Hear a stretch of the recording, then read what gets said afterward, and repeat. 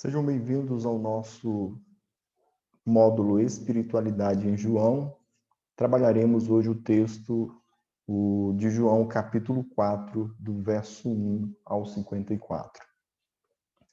O texto começa da seguinte forma: Quando, pois, o Senhor veio a saber que os fariseus tinham ouvido dizer que ele, Jesus, fazia e batizava mais discípulos que João, se bem que Jesus mesmo não batizava em si os seus discípulos. No capítulo 3, nos versos 25 e 26, lemos que os discípulos de João estavam preocupados, porque Jesus também estava batizando e todos estavam indo atrás dele. Agora somos informados de que os fariseus ouviram que Jesus estava batizando mais discípulos do que João. Porém, João faz uma nota explicativa dizendo que, na verdade, não foi Jesus quem batizou, mas seus discípulos. Verso 3 diz o seguinte: deixou a Judéia, retirando-se outra vez para a Galiléia. A notícia de que os fariseus ouviram que Jesus estava batizando motivou a uma ação da parte de Jesus. Apesar do texto informar o incidente, porém não somos informados acerca da motivação de Jesus. Ou seja, por que essa notícia levou Jesus a deixar a Judéia? Verso de número 4: E era-lhe necessário atravessar a província de Samaria. Havia 3 rotas entre Jerusalém e Galiléia. Apenas uma passava por Samaria. Porém, a que passava por Samaria era mais rápida. Poderia levar apenas 3 dias de viagem. A rota normal, seguida pelos judeus, que essa era a rota que era utilizada pelos judeus que viajavam entre a Galiléia e Jerusalém, por ser a rota mais rápida.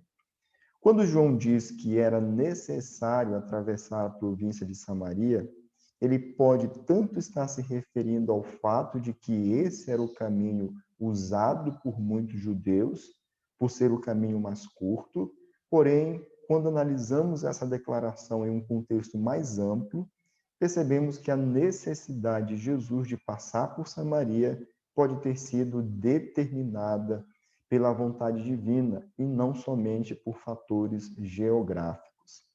Verso de número 5 e 6 diz assim: Chegou, pois, a uma cidade samaritana chamada Sicar, perto das terras que Jacó dera a seu filho José.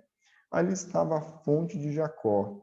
Cansado da viagem, assentara-se Jesus junto à fonte por volta da hora sexta. Observe a preocupação de João aqui em estabelecer o cenário. Ele nos concede pelo menos 2 informações importantes. Primeiro, ele diz que o poço de Jacó estava ali, verso número 6 ele vai enfatizar isso, estava ali a fonte de Jacó. Segundo o livro de Gênesis, capítulo 33, Jacó possuía terras nessa área. E o narrador nos diz que esse poço estava localizado perto das terras que Jacó dera ao seu filho José. Segunda informação importante, João diz que Jesus estava cansado da viagem. Assentara-se Jesus junto à fonte por volta da hora sexta. Jesus havia percorrido uma distância significativa. Eles chegam por volta da hora sexta, ou seja, por volta do meio-dia. Cansado dessa jornada, Jesus sentou-se ao lado do poço e descansou. Verso de número 7, nisto veio uma mulher samaritana tirar água. Disse-lhe Jesus, dá-me de beber, pois seus discípulos tinham ido à cidade para comprar alimentos. Não temos a informação se essa mulher estava só ou acompanhada. Aparentemente, a mulher veio só ao poço, apesar de que isso não era muito comum. As mulheres eram mais propensas a vir buscar água em grupo, elas iam geralmente mais cedo ou mais tarde, ou quando o sol já estava ameno, ou já no final do dia, ou no início do dia, ou no final do dia. João faz a questão de mencionar que os discípulos tinham ido à cidade para comprar alimentos, apresentando uma espécie aqui de justificativa pelo fato de Jesus ter pedido água à mulher, sugerindo que se os discípulos de Jesus estivessem presentes, eles o ajudariam a tirar água. Verso de número 9. Então lhe disse a mulher samaritana: como sendo tu judeu, pedes a beber a mim, que sou mulher samaritana? Porque os judeus não se dão com os samaritanos.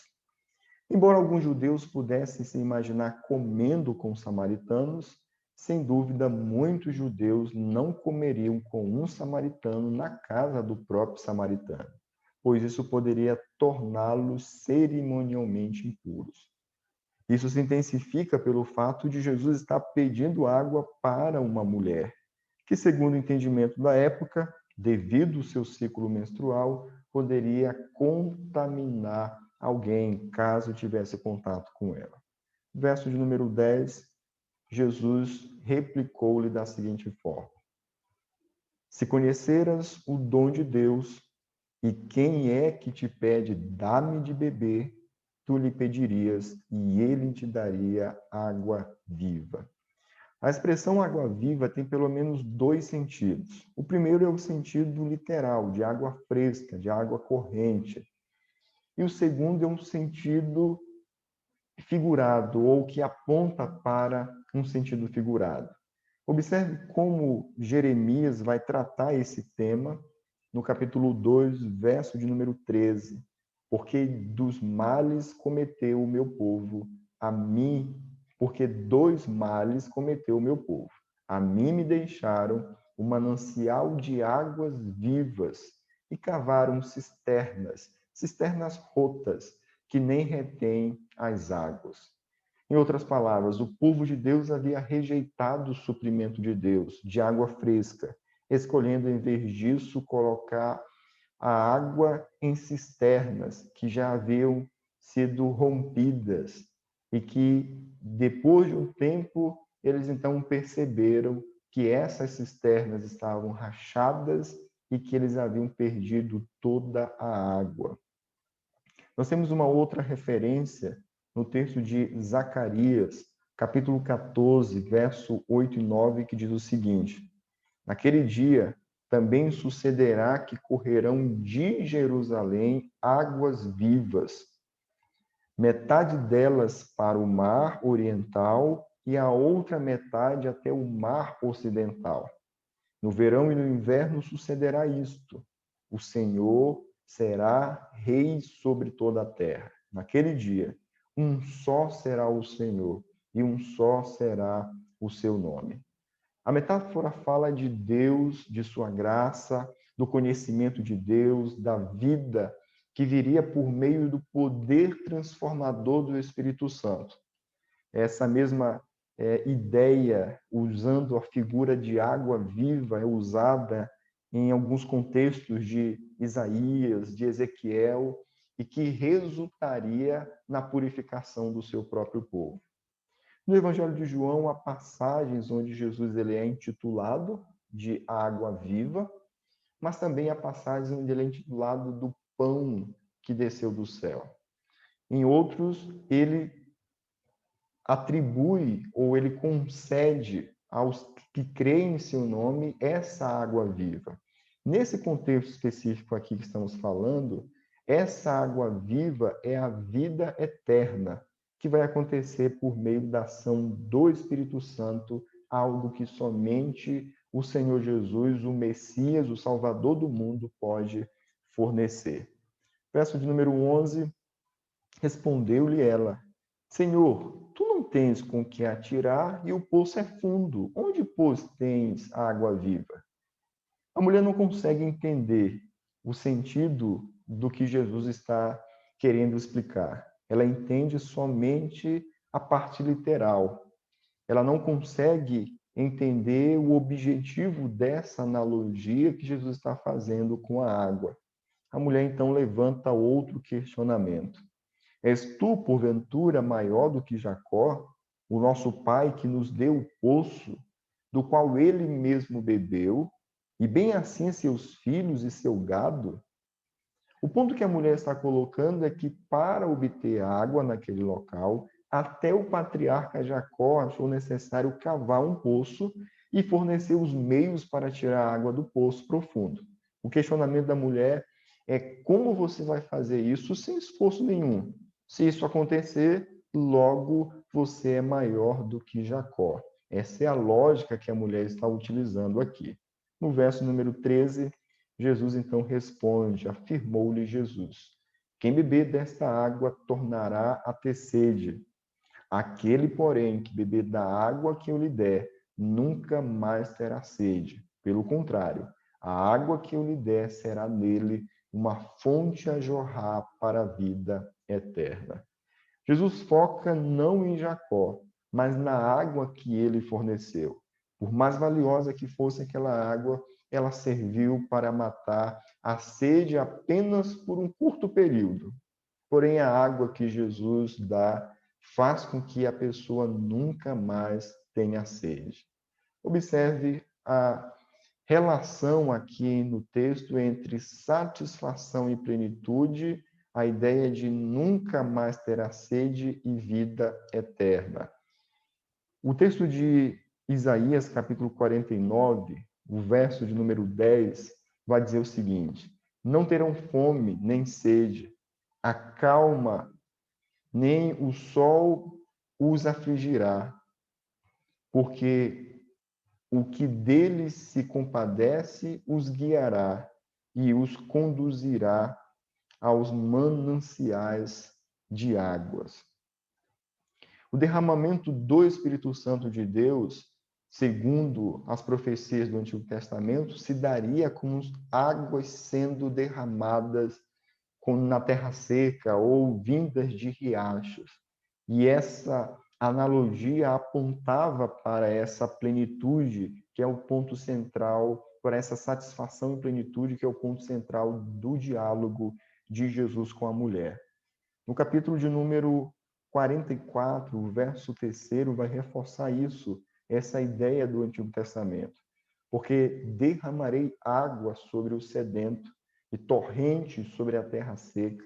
Derramarei o meu espírito sobre a tua posteridade e a minha bênção sobre os teus descendentes.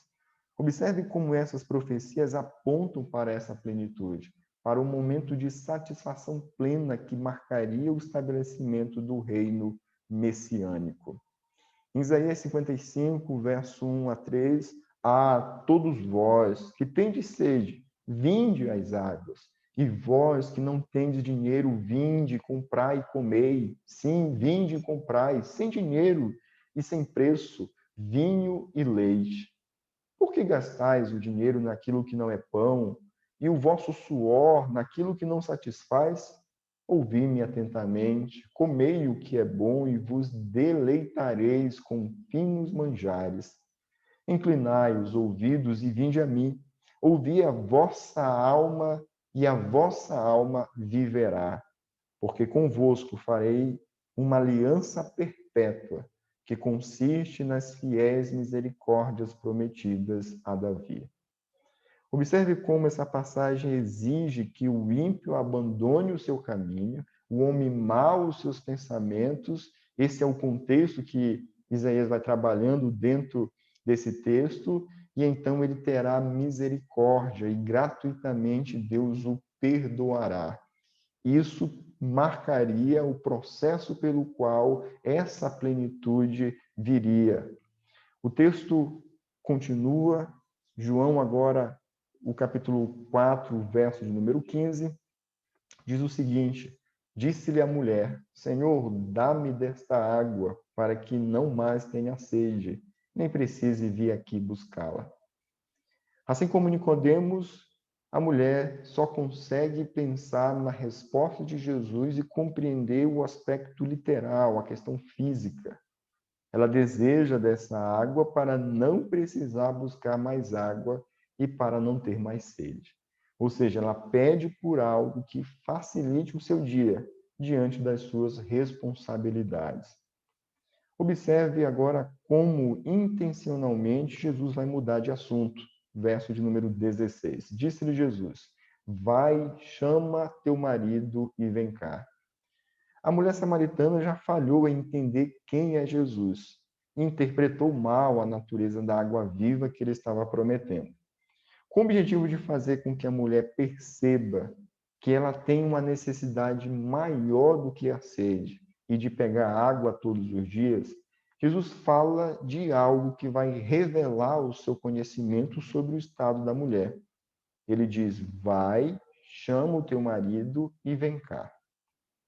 Ao que lhe respondeu a mulher: não tenho marido. Replicou-lhe Jesus: bem disseste, não tenho marido. Porque 5 maridos já tiveste, e esse que agora tens não é teu marido. Isto disseste com verdade. Não fica claro no texto se essa mulher havia ficado viúva dos cinco maridos, ou se ela havia casado 5 vezes e se divorciado 5 vezes. Porém, o que fica claro é que o relacionamento atual da mulher não era um relacionamento legal. Observe agora a reação da mulher diante do conhecimento de Jesus. Senhor, disse a mulher, vejo que tu és profeta. Diante do conhecimento de Jesus sobre a sua vida, a mulher chega à conclusão de que Jesus era profeta. Os samaritanos esperavam o profeta, ou um profeta, que seria a semelhança de Moisés.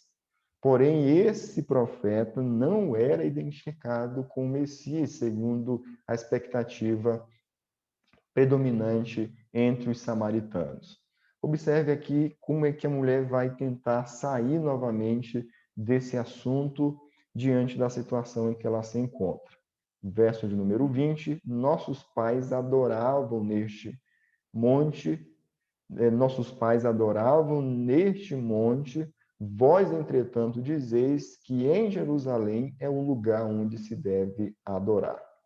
O Monte Gerizim foi um local onde os israelitas foram abençoados por Moisés, isso está descrito lá em Deuteronômio.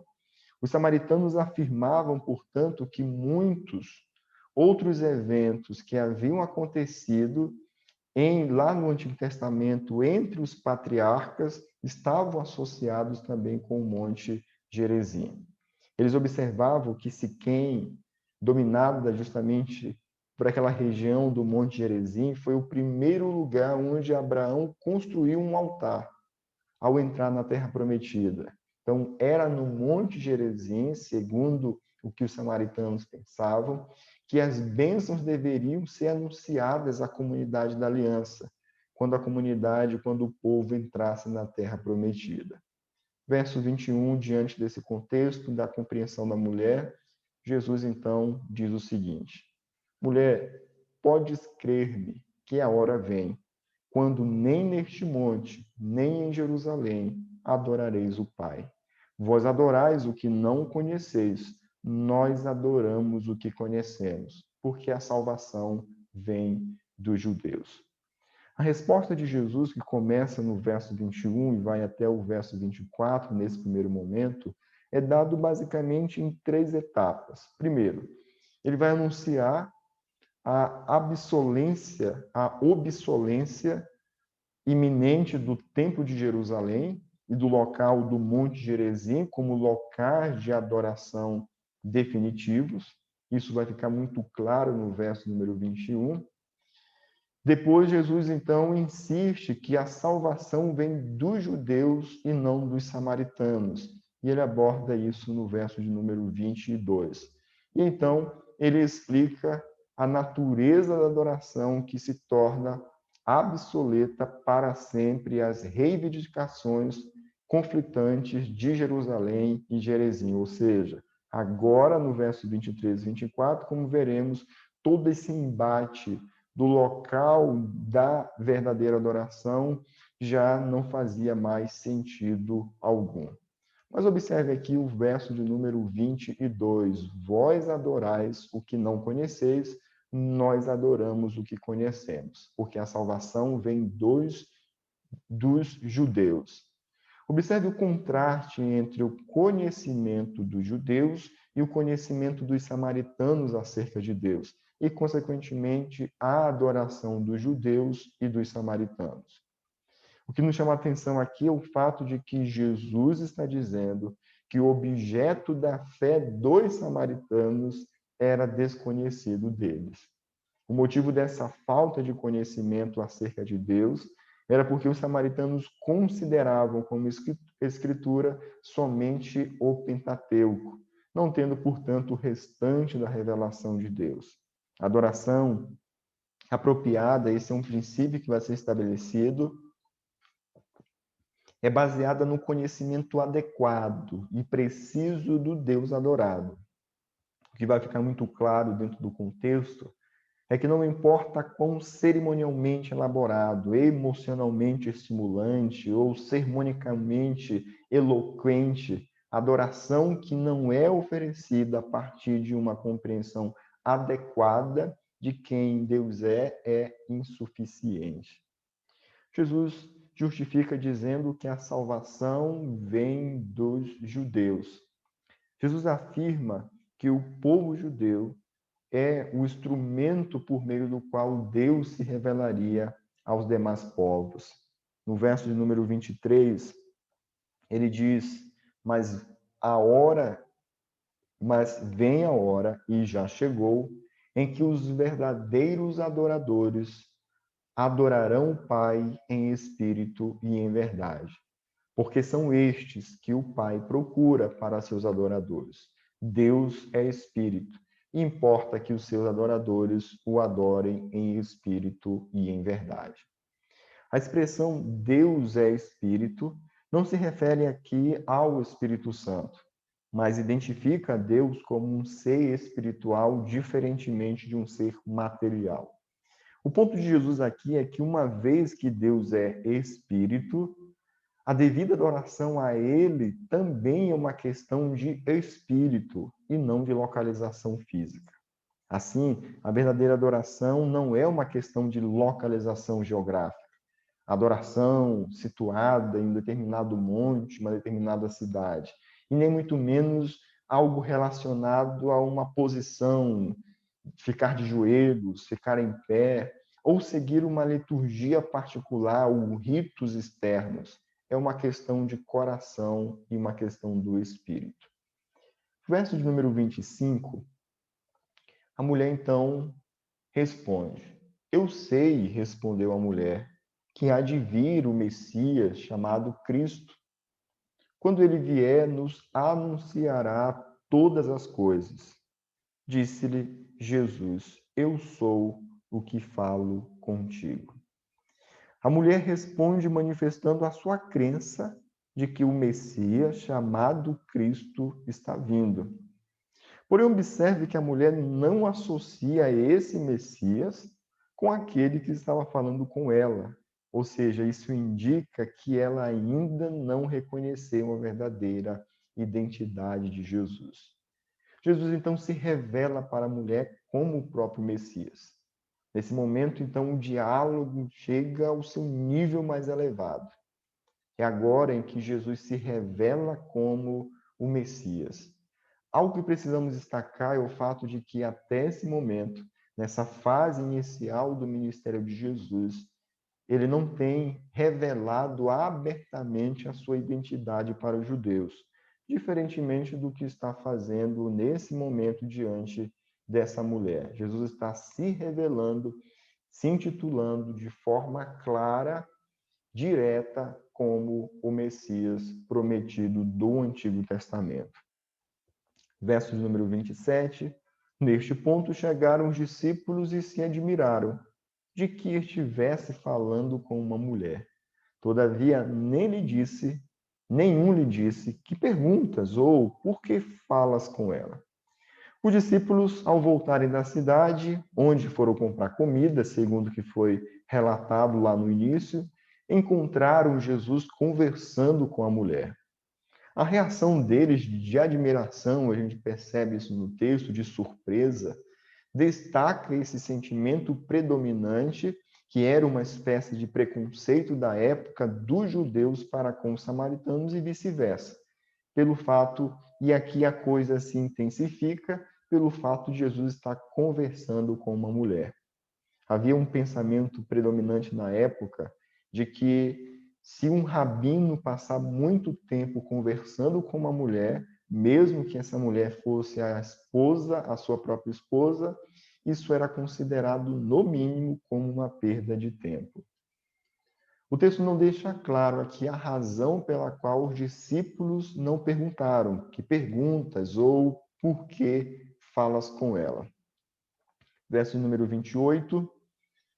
Quanto à mulher, deixou o seu cântaro, foi à cidade e disse àqueles homens: Vinde comigo e vede um homem que me disse tudo quanto tenho feito. Será este, porventura, o Cristo? Saíram, pois, da cidade e vieram ter com ele. Observe como o conhecimento da mulher foi evoluindo progressivamente até este momento. Inicialmente, ela havia chamado Jesus de profeta. Agora ela afirma: será este, porventura, o Cristo?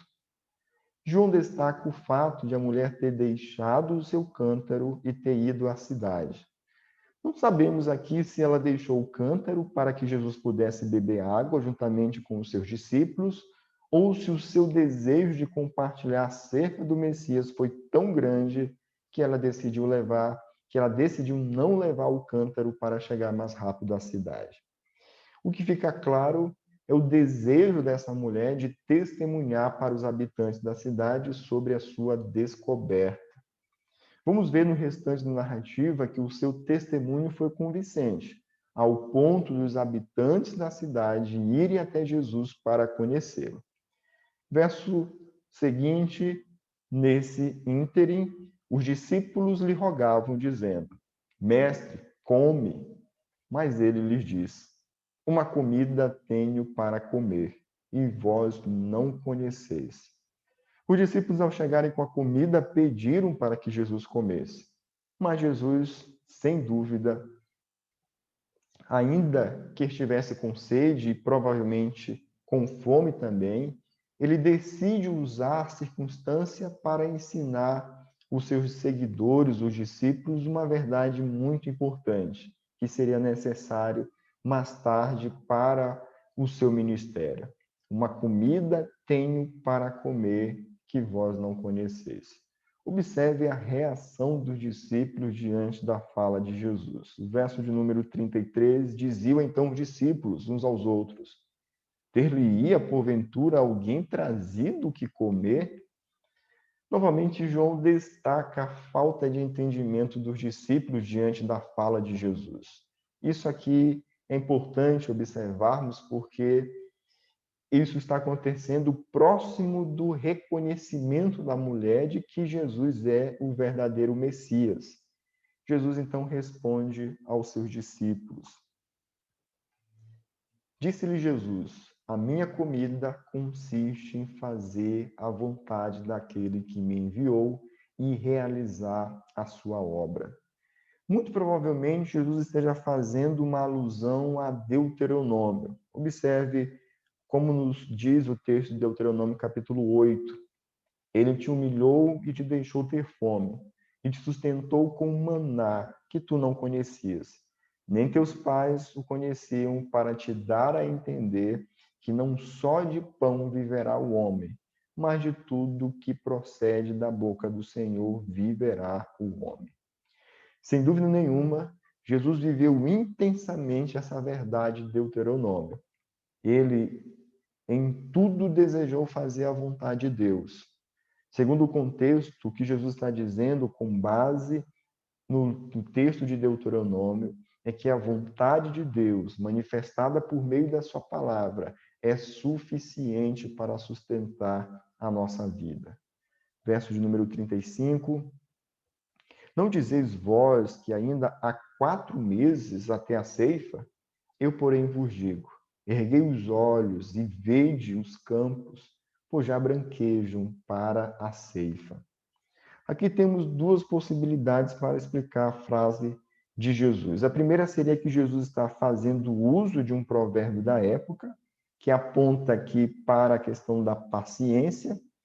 A segunda possibilidade era que Jesus estava falando literalmente, implicando que faltavam 4 meses para a colheita quando a declaração foi feita. Nesse segundo caso, o evento presente teria ocorrido durante provavelmente os meses de dezembro ou janeiro, uma vez que a época da colheita acontecia entre os meses de março até o mês de maio. De qualquer forma, o ponto principal de Jesus é que dentro de um cálculo normal, e aí vem a expressão não dizes vós, dentro de uma compreensão normal, faltam 4 meses para a colheita. Mas no plano histórico da salvação, a colheita já começou. Ele mesmo está empenhado nessa colheita. Isso é parte integrante da obra que o Pai lhe deu para fazer, como ele mencionou lá para os discípulos no verso 34. Verso de número 36, o ceifeiro recebe desde já a recompensa e entesoura o seu fruto para a vida eterna. E dessarte se alegram tanto o semeador como o ceifeiro. Jesus diz que desde já o ceifeiro recebe o seu salário, ou seja, o ceifeiro é empregado, ele não está simplesmente esperando pela colheita, pois a época da colheita já começou. Ele está ocupado colhendo a seara para a vida eterna.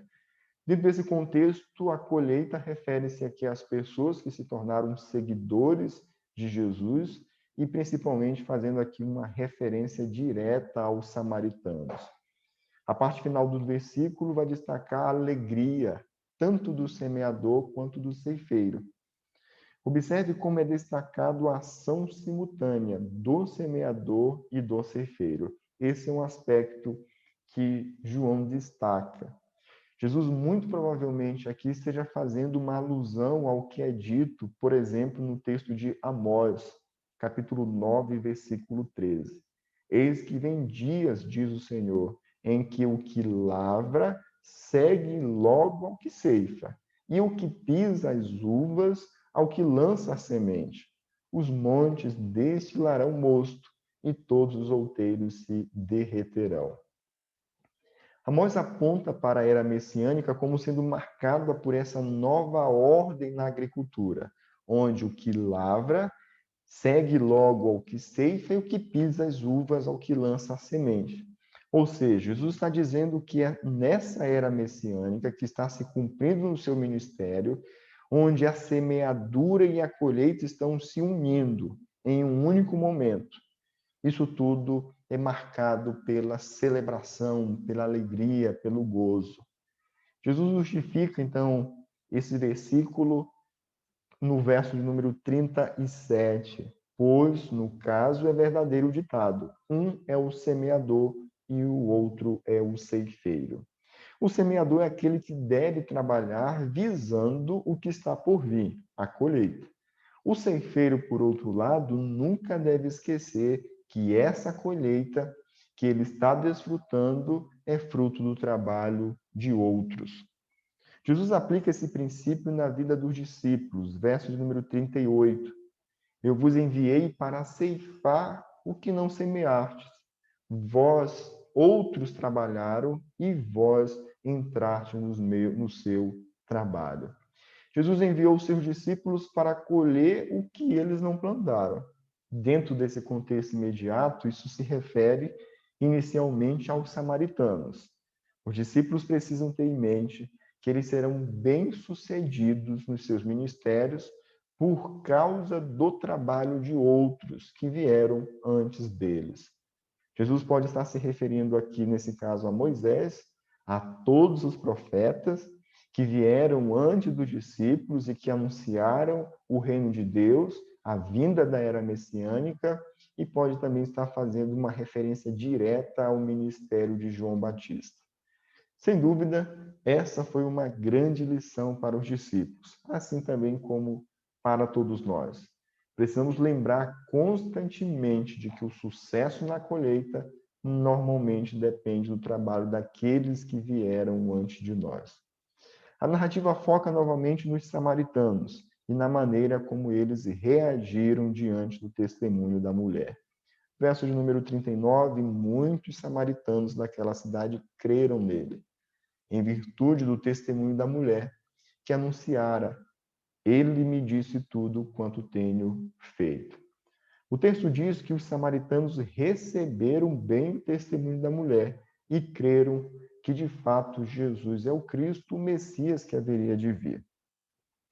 Verso de número 40.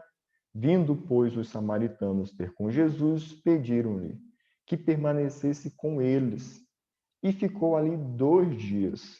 Muitos outros creram nele por causa da sua palavra. E diziam à mulher: já agora não é pelo que disseste que nós cremos, mas porque nós mesmos temos ouvido e sabemos que este é verdadeiramente o Salvador do mundo. Observe que os samaritanos pedem para Jesus ficar com eles. Isso já é uma evidência de que eles haviam visto algo diferente na pessoa de Jesus.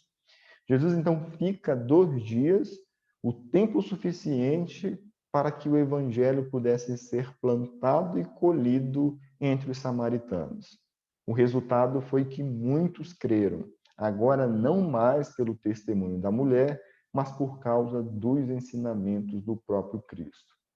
Jesus é reconhecido, então, entre os samaritanos como aquele que é verdadeiramente o Salvador do mundo.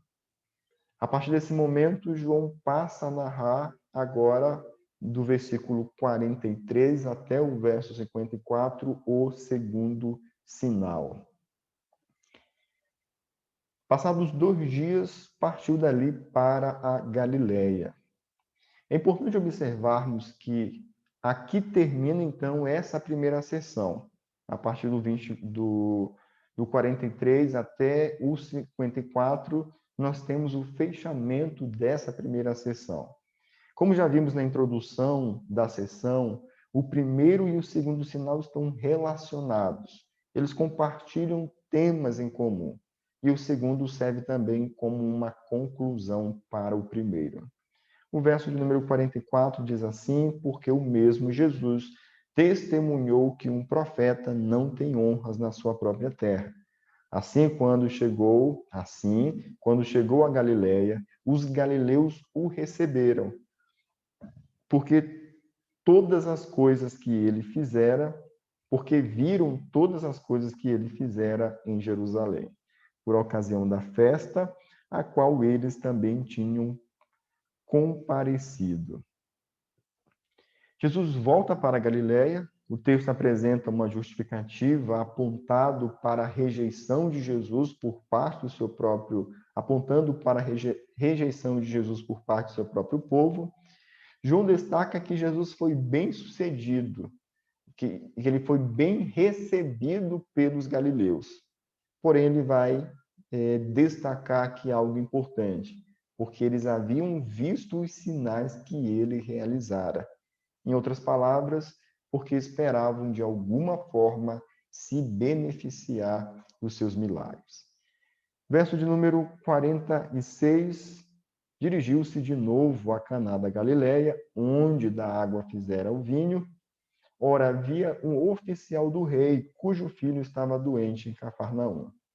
João, ao introduzir esse segundo sinal, ele deseja que o seu leitor tenha em mente o primeiro sinal. Ele estabelece aqui um link entre o primeiro e o segundo sinal. Aquele que transformou a água em vinho, apontando para os ritos de purificação e anunciando a alegria nascente do banquete messiânico, é aquele que continua seu trabalho messiânico. Independentemente que ele seja recebido de forma adequada ou que as pessoas tenham uma reação adequada com base em um entendimento adequado, porém, ele continua realizando os seus sinais e manifestando a sua glória. Verso de número 47, tendo ouvido dizer que Jesus viera da Judéia para a Galiléia, foi ter com ele. Ele rogou que descesse para curar seu filho que estava à morte. O oficial ouve dizer que Jesus podia realizar milagres e então roga para que Jesus fosse até a sua casa, para curar o seu filho. O contexto destaca agora, então, a condição do filho. O texto vai dizer que ele estava à beira da morte, a parte final do verso de número 47. Observe como Jesus vai responder a esse oficial no verso seguinte. Então, Jesus lhe disse: se porventura não virdes sinais e prodígios, de modo nenhum crereis. A resposta de Jesus confirma a expectativa dos galileus, que era de ver sinais e maravilhas. Quando Jesus diz se porventura não virdes, ou seja, no plural, ele não se refere aqui apenas ao oficial, mas aos galileus de forma geral. A repreensão de Jesus visa levar os seus ouvintes, principalmente o oficial, a uma compreensão correta acerca da sua identidade. Ele é o Messias, ele já foi anunciado como um Salvador. Ele não quer ser identificado somente como um profeta que realiza milagres. Verso número 49, rogou-lhe o oficial: Senhor, desce antes que meu filho morra.